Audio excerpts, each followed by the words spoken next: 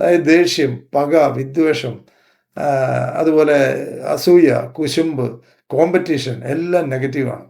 അതുകൊണ്ടാണ് ഞാൻ പലപ്പോഴും നമ്മൾ സംസാരിക്കുമ്പം സ്കൂളുകളിൽ പോകുന്ന കുട്ടികളെ റോങ് ആയിട്ടുള്ള ടീച്ചിങ്ങാണ്. അത് കോമ്പറ്റ് ചെയ്യാനായിട്ട് കൂടെ ഇരിക്കുന്ന കൂട്ടുകാരോട് കോമ്പറ്റ് ചെയ്യാനും അവരെ തോൽപ്പിക്കാനും ഇതെല്ലാം നെഗറ്റീവ് എനർജിയാണ്. അപ്പോൾ ഇതെല്ലാം നെഗറ്റീവായിട്ട് പ്രോസസ്സ് ചെയ്യുന്നുണ്ട്. അപ്പോൾ നമ്മുടെ മൈൻഡ് ഓൾവേസ് പോസിറ്റീവ് സാധനങ്ങൾ കൊണ്ട് ലോഡ് ചെയ്തുകൊണ്ടിരിക്കുക എന്നുള്ളതാണ് ഏറ്റവും പ്രധാനം.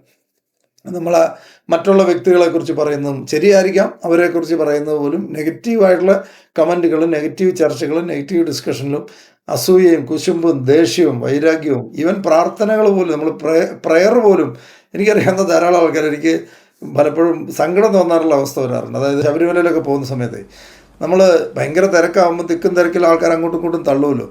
ഉന്ത് വരുമ്പോഴത്തേന് നമ്മൾ അറിയാതെ അടുത്ത് നിൽക്കുന്ന ആളുടെ കാലേ കയറി ചവിട്ടും. സ്വാഭാവികമായിട്ടും ഉന്ത് വരുമ്പോഴത്തേന് നമ്മൾ ബാലൻസ് ചെയ്യാൻ വേണ്ടി എങ്ങോട്ടെങ്കിലും ചവിട്ടുമ്പോൾ അടുത്ത് നിൽക്കുന്ന ആളുടെ കാലയിലായിരിക്കും ചവിട്ടും.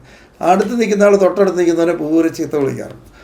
അപ്പം ഈ അമ്പലത്തിൻ്റെ നടയുടെ അവിടെ പോലും ആൾക്കാർ നിങ്ങൾ പല ദേവാലയങ്ങളൊക്കെ അമ്പലങ്ങളും പള്ളികളിലൊക്കെ കാണുന്ന കാഴ്ചയാണ്. തിരക്ക് വരുമ്പോൾ പ്രാർത്ഥിക്കാൻ വേണ്ടിയാണ്. പക്ഷെ അടുത്ത് നിൽക്കുന്നവരെ അന്നേരം ഒറ്റ ചീത്ത വിളിച്ച് കാണാൻ മേലെ, ഇവിടെ മനുഷ്യൻ നിൽക്കുന്നത് കാണാൻ മേലെ, മറ്റല്ല ഇച്ചിരി മാറി നിന്ന് തൊഴാൻ മേലെ, മറ്റമറിച്ചാന്ന് പ്രാർത്ഥിക്കാൻ മേലെ എന്നൊക്കെ പറയുന്നത് കേൾക്കാറുണ്ട്. പക്ഷെ അവർ വെറുതെ വേസ്റ്റ്, പാവം അവിടം വരെ നടന്നു വന്ന് അത്ര ഇടി കൊള്ളുന്നത് വേസ്റ്റാണ്, പോയി കഴിഞ്ഞു. കാരണം ആ നെഗറ്റീവ് എനർജിയിൽ പ്രാർത്ഥനയൊന്നും പോകത്തില്ല. ആ സൈഡിൽ നിൽക്കുന്ന ആളെ ചവിട്ടി പൊളിച്ച് അവരെ ചീത്ത വിളിച്ചിട്ട് അവിടെ നിന്ന് 1 മിനിറ്റ് പ്രാർത്ഥിച്ചാൽ ഒരു എഫക്റ്റും ഇല്ല, മെസ്സേജ് പോകത്തില്ല. മെസ്സേജ് പോകാതെ അവിടെ പോയി ഇത്രയും കഷ്ടപ്പെട്ട് അവിടം വരെ നടന്നു പോയി അവിടം വരെ ചെന്നിട്ട്, അപ്പോൾ അങ്ങനത്തെ സമയത്തൊക്കെ എന്ത് ഡിസ്ട്രാക്ഷൻ ഉണ്ടായാലും ഞാൻ നിങ്ങളോട് എല്ലാവരോടും റിക്വസ്റ്റ് ചെയ്യുക, ഇങ്ങനത്തെ സ്ഥലത്തൊക്കെ നമ്മൾ പ്രാർത്ഥിക്കാനൊക്കെ പോകുന്ന സമയത്ത് ഏറ്റവും കൂടുതൽ ശ്രദ്ധിക്കേണ്ടത് എന്ത് ഡിസ്ട്രാക്ഷൻ ഉണ്ടായാലും നമ്മുടെ മൈൻഡ് അപ്സെറ്റ് ആവരുത്. നമ്മൾ വളരെ കൂളായിട്ട് വളരെ പീസ്ഫുള്ളായിട്ട് അകന്ന് നിന്ന് പ്രാർത്ഥിച്ചാലും കുഴപ്പമില്ല.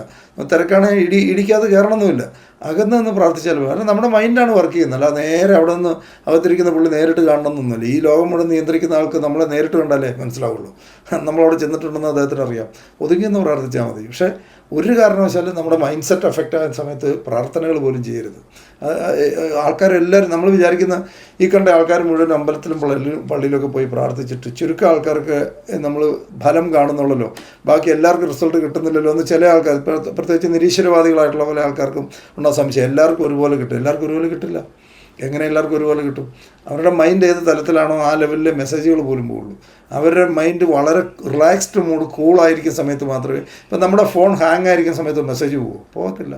ഈ അപ്സെറ്റ് ആയിരിക്കുന്ന സമയത്ത് ഹാങ്ങാണ്, ആ ഹാങ് ആയിരിക്കുന്ന സമയത്ത് പോകത്തില്ല. സെയിം പ്രശ്നമാണ് അവിടെ ഉള്ളത്. നമ്മുടെ ഫോൺ ചില സമയത്ത് എന്ത് കാണിച്ചു കഴിഞ്ഞാലും ചിലപ്പോൾ സ്റ്റക്കായി നിൽക്കുന്ന കാണാൻ പറ്റില്ല. ആ സമയത്ത് എന്ത് കാണിച്ചിട്ടും കാര്യമില്ല. നമ്മൾ ഭയങ്കര തിരക്ക് പിടിച്ച് നമ്മൾ ഫോണെ ചിലപ്പോൾ അത്യാവശ്യത്തിന് പെട്ടെന്ന് ഡോക്യുമെൻ്റ് നോക്കാൻ വേണ്ടി പടപടന്ന് ഞെക്കും, ഈ സാധനം അവിടെ നിൽക്കും. ഇത് തന്നെയാണ് നമ്മൾ അപ്സെറ്റ് ആകുന്ന സമയത്ത് എന്ത് കാര്യം. അപ്പോൾ മൈൻഡ് സെറ്റാണ് നമ്മൾ ജങ്ക് ഫുഡിനേക്കാളും ഇമ്പോർട്ടൻ്റ് എന്നുള്ള കാര്യം ഓർത്തിരിക്കുക. ജങ്ക് ഫുഡ് ചീത്തയാണ്, പക്ഷേ അതിൻ്റെ 1000 മടങ്ങ് ഡേഞ്ചറാണ് നമ്മുടെ മൈൻഡ് സെറ്റിൽ. വളരെ സീരിയസ് ആയിട്ടുള്ള ഇൻപുട്ട് എല്ലാ ദിവസവും വളരെ പോസിറ്റീവായിട്ടുള്ള ഇൻപുട്ട് നമ്മൾ കൊടുത്തുകൊണ്ടേയിരിക്കണം.